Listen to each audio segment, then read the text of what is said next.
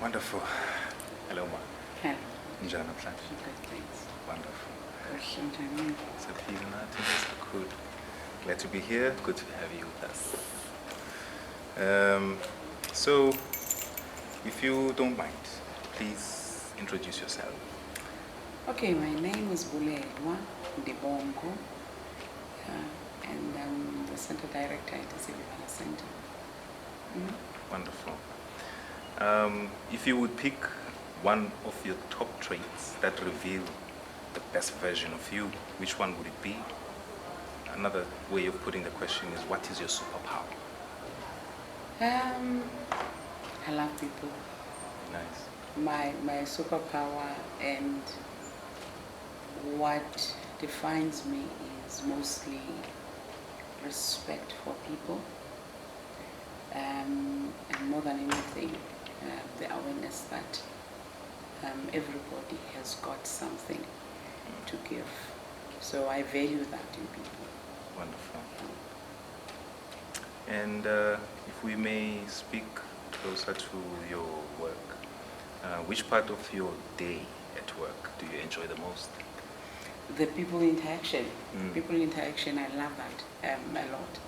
And it happens from when I come in around about 9 o'clock until when I knock off. But the most amazing time is when I reflect, which is in the afternoon, when everybody has left, and I do the reflection, just realizing how much this space is allowing people to be able to come and talk about either personal issues or talk about organizational issues, but also just one of the key things that we're doing is just connecting people, just facilitating those collaborations, and just saying, you know, somebody would come with a problem and say, I've got problem A, and whilst I'm listening to them, I'm thinking, no man, I can connect this person with this person, and just doing that and seeing when they're leaving, the relief in them.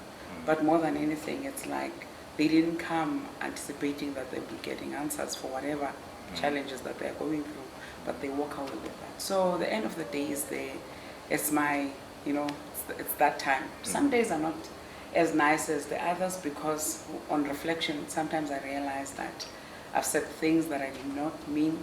Sometimes I realize that I've snapped. Sometimes I realize that I have the energy, maybe a negative energy, went to somebody that was not even supposed to get that energy. So, but it helps me. It helps me closing the day because then it gives me a fresh way of looking at tomorrow. Yeah, so I love the end of the day. Wonderful. Lovely. And what do you love the most about what your job has to offer? Opportunities for people. Opportunities for people. Isivivana Center is one part of the community that gives you one-stop shop for everything in terms of public service. It's one-stop shop. So I love that about my job. There's tenants that I have here, from one to the other, they can give you a response on a personal problem that we have. They respond to community problems. They respond to health problems. So I love that by being in this space. But more than anything, I think Isivivana Center is only 4 years old in terms of the building itself. But the potential that it has in itself, the potential at the same time, some good things that have happened already with me being here. So that makes me feel that it's not really a job. It's one of those responsibilities, but more than anything, it's one of those things that you feel, they warm your heart. You wake up in the morning looking forward to going, and then when you close at the end of the day, it's like, it is done. Lovely. Yeah. As they say, do something you love, you'll never work a day in your life. Definitely. Lovely, that's good to know. So what can you tell us about the challenges that you have faced in your line of work during the past year and how you've overcome them? So 2020 has been it's been a hard year in many ways than one. And I mean, organizations had to close. people had to really think on top of their feet in terms of what could be alternatives, in terms of the work that they are doing. You know, they've planned to do this, COVID comes, then they need to change that. Having said that, I think it was when they talked about essential workers, buzzwords, it was good to see the execution of essential work. 2-3 organizations in the building have been in the cutting edge of changing the status quo in terms of coming up with an outlet of an hospital, coming up with food parcels, bringing water to people, sanitizers, things like those. So the challenge might have been that COVID is bringing for us to stand still, but I would say that at that time it became the heart of excitement in terms of just executing work at isivivana Center.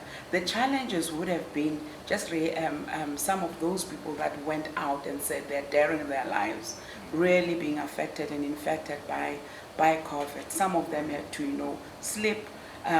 But I'm glad to say that none of those that I know that were working as essential workers passed on. I've got 6 security guards that needed to be here 24/7, and none of them were infected by COVID. So challenges, we look at it both ways. The challenge of the fact that I think I was almost crossing my fingers on a daily basis, but the reality of the matter, I'm glad to say, as much as we're looking at the second surge of the COVID-19 outburst at the moment, it is good to know that at least we were so cautious and we took precautions with the first wave that none of them were infected, and those that were in fact recouped. Tenants. I don't have a tenant that had to close down because of COVID. So the reality of the matter is that COVID, when offices are closing and cutting down of people, it presents a challenge of the revenue for the organization.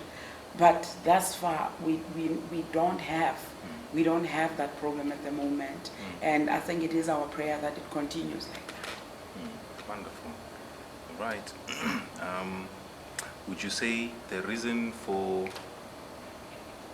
having survived, would you say it's because of the way you have been vigilant about regulations? Would you? So one of the things that you do as a leader that's very important, that I believe in, is make sure that your team, one, understands you, that you are for them more than you are for yourself. It's imperative to have the personal understanding of who the person is behind the role that you want the person to play. And I've been fortunate enough to have those interactions with my team, to be able to know them before knowing and putting things in place and saying, this is what I'm expecting from you. So it is not my emphasis on them to say that you need to do 1, 2, 3, but it is an understanding of who we are and what is needed and what does it mean when we're executing the value that we put in the work that we're doing. So when you're putting a mask on your face, it's not Bulelwa is saying because she's the boss. No. It is about us making sure that we practice what we understand, so that at the end of the day, none of us is affected, because one team member affected, the whole team is affected. Wonderful. Awesome. All right, moving swiftly along. If you may, please share with us the highlights or the most memorable moments of the past year, 2020. I think it's seeing all the staff members coming back and everybody enthusiastic in terms of just working and delivering what they needed to deliver. But apart from that, is also a realization that our board of trustees were 100% behind whatever we were proposing. Whatever we felt as challenges, they were there to assist us with. And people were open enough to say sometimes, I don't feel as strong as I look. And that for me was important, because You know, when we talk a team, we might manipulate that. But I'm happy to know that staff members could still come and say, Buli, let's connect. This is how I feel. This is what I see.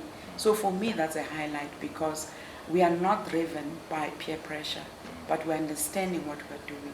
So that is a highlight for me, the fact that people are understanding that, yes, they are coming to work, but they are more important than the work that needs to be executed. Lovely.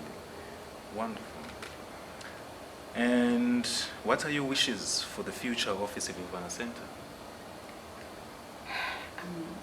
You see, I've said to you that there's a great space for growth at isivivana in 4 years. 4 years of a lot of learning. I think this year there was a lot of, you know, when you arrive in a space, people and even the environment seems like it's allowing you to be able to do things. But when the environment is turning against, that teaches you to also understand that and not everything is as silver as it looks. So I think my wish for isivivana Center is that we understand who we are within the community. We understand what we can do for the community, because this space is one space that I feel it's a beautiful space that not many black communities have. The fact that we have a space like this, it's for me 10 years to come being even greater, so that the generation that comes then feels good that the generation now that is getting the fruits of being here have kept it, have grown it, have developed it. My wish is for the community to understand this is their space. My wish is for the community to understand that we are for them, we're here to serve. Lovely. Right.